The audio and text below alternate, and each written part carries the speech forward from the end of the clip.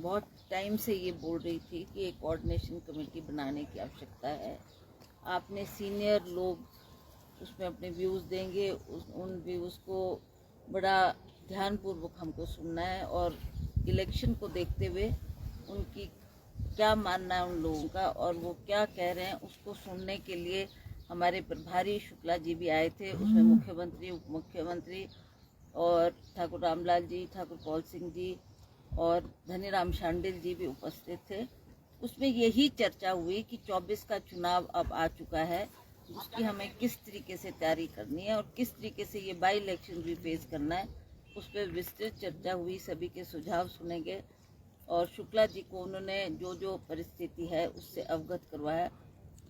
यही विषय था कल चर्चा का। और जहाँ तक ये इलेक्शन की बात है, मुझे लगता है कि अब एक चुनौती हमारे सामने खड़ी हुई है, उपचुनाव भी है, उसमें हमें किन किन को उतारना है मैदान में, इस पर भी चर्चा की गई।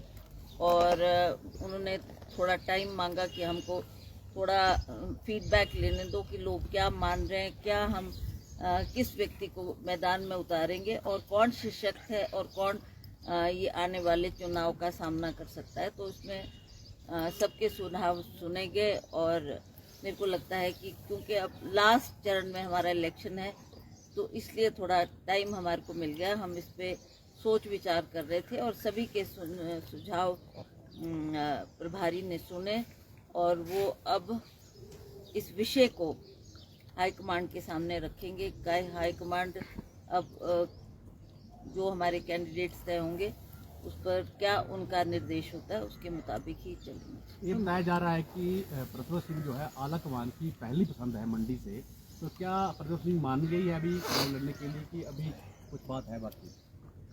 देखिए, मेरे सामने कुछ डिफ़िकल्टीज थी।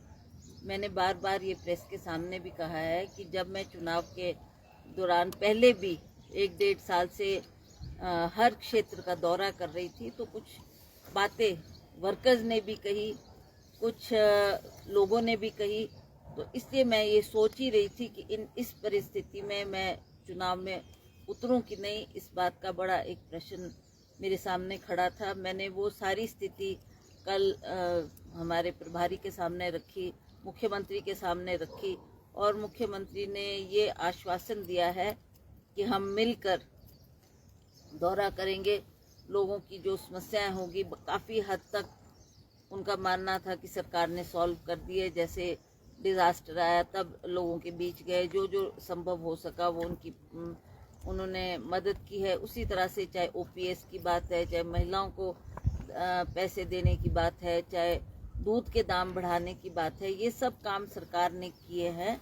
और मुझे लगता है कि आने वाले चुनाव में हम इन चीज़ों को लेकर मैदान में जाएंगे और लोगों को संतुष्ट करेंगे कि ये कारण थे जिसकी वजह से लोगों में थोड़ी नाराज़गी थी।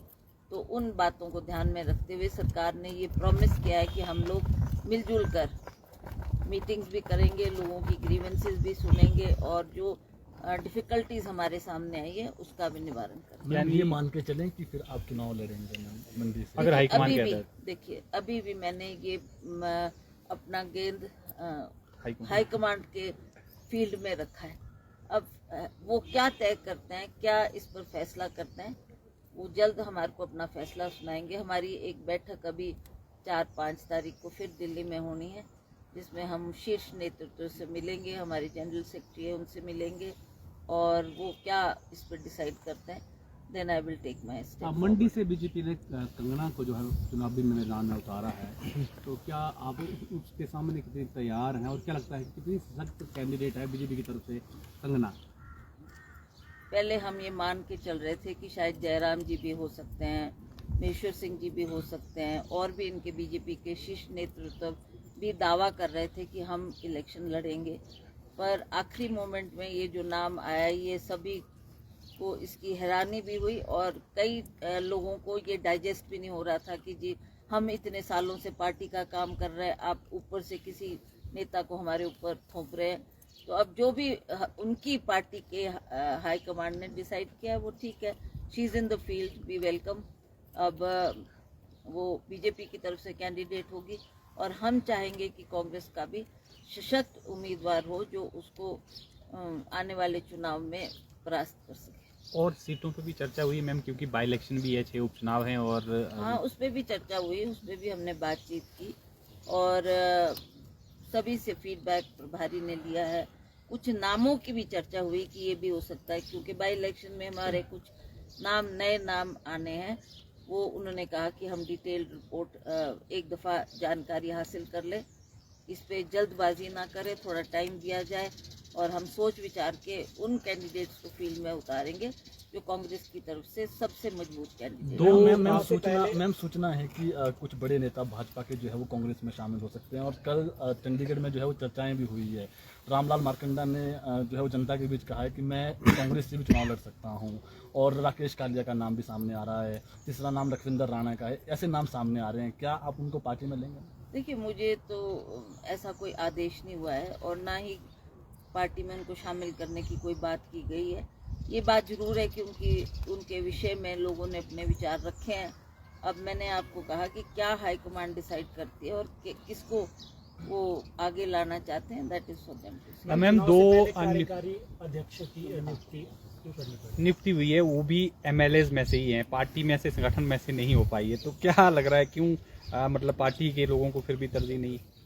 चलो, है तो पार्टी के वर्कर ही है, ऐसी बात नहीं है, चाहे वो किसी भी पद पे बैठे हैं। ये जिम्मेवारी माननीय मुख्यमंत्री जी ने उनको दी है।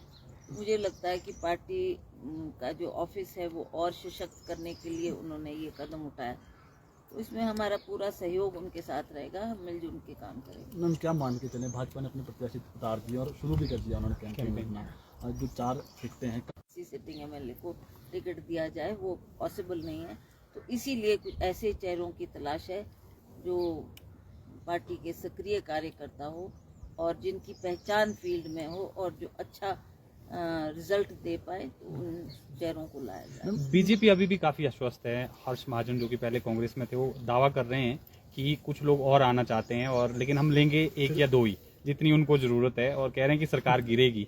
आप किस तरह से रिएक्ट करना चाहिए? देखिए, आई डोंट नो, वो जाने बीजेपी किसको ला रहे किसको नहीं, मेरे को इसका ज्ञान ज़्यादा नहीं है।